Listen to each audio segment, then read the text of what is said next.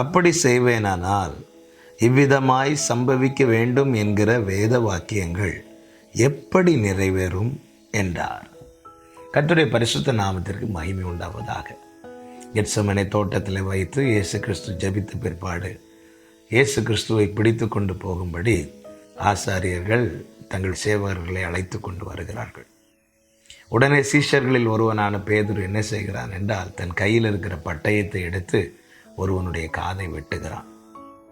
அப்பொழுது இயேசு பேதுருவை கடிந்து கொண்டு ஒரு வார்த்தை சொல்லுகிறார். அதனுடைய 53வது வசனத்தில், நான் இப்பொழுது என் பிதாவை வேண்டிக் கொண்டால் அவர் 12 லேகியோனுக்கு அதிகமான தூதரை என்னிடத்தில் அனுப்ப மாட்டார் என்று நினைக்கிறாயா என்று சொல்லிவிட்டு தான் இந்த வசனத்தை சொல்லுகிறார்.